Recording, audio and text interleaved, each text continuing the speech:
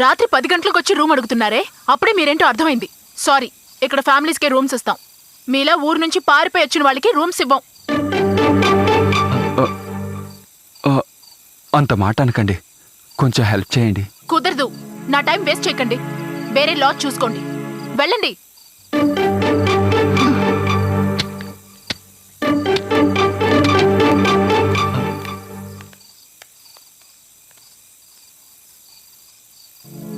ఇలా చూడండి, వాళ్ళిద్దరూ తిరిగొచ్చి ఏదో ఒక కథ చెప్పి బతిమాలుకుంటారు. పొరపాటును కూడా రూమ్ ఇవ్వకండి.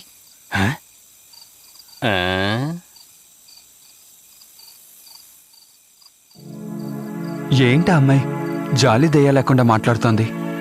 ఇంత రాత్రిపూట ఎక్కడికి వెళ్తాం? నిన్ను చూసుకోవడం మనసు కరగలేదే.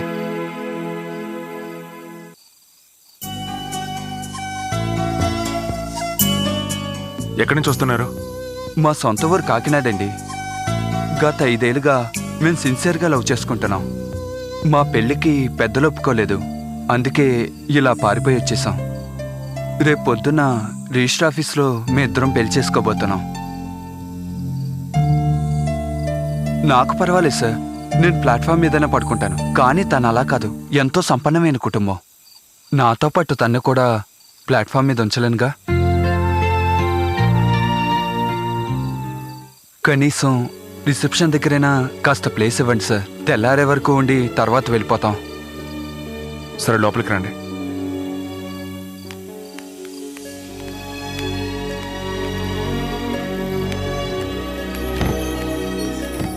ఇది నా రూమ్. రాత్రికి ఇక్కడే ఉండండి. చాలా థ్యాంక్స్ సార్. అద్దెంతో చెప్పారంటే? అదేం అవసరం లేదు. చాలా థ్యాంక్స్ సార్.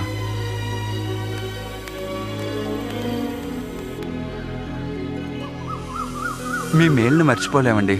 చాలా థ్యాంక్స్. పర్వాలేదు. All the best. Thank you sir.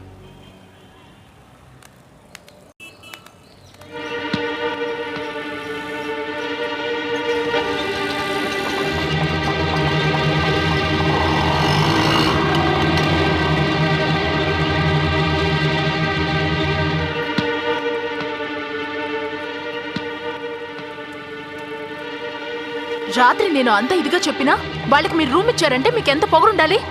పొగరేం కాదు, అర్ధరాత్రి అప్పుడు ఆ అమ్మాయిని తీసుకుని ఎక్కడికి వెళ్ళాలో తెలియట్లేదు అన్నాడు. వాళ్ళ మీద జాలేసింది, అందుకే.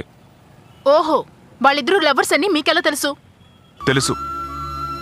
వాడు తలుచుకొని ఉంటే మేమిద్దరం భార్యాభర్తలోని మీతో అబద్ధం చెప్పుండొచ్చు. లవర్స్ అని నిజం ఎందుకు చెప్పాలి?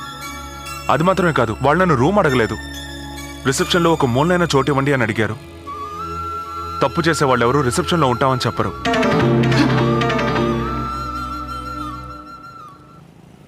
అసలు మీ గురించి మీరేమనుకుంటున్నారు? ఊర్లోంచి పారిపోయి వచ్చిన వాళ్ళందరికీ ఆశ్రయం ఇవ్వడానికి ఇదేమైనా ఆశ్రమమా, లేక మీరేమైనా దీని ఓనరా? అసలు నాకు తెలియకడుగుతాను, ప్రేమ గురించి మీకేం తెలుసు?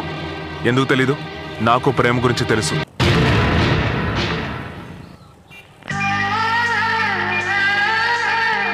కొత్త పాటలు వేస్తారు. క్రికెట్ మ్యాచ్ సూపర్గా ఉందిగా. నాకు క్రికెట్ అంటే ఇష్టం లేదు, అది కేవలం జూదం, మ్యాచ్ ఫిక్సింగ్. అవును.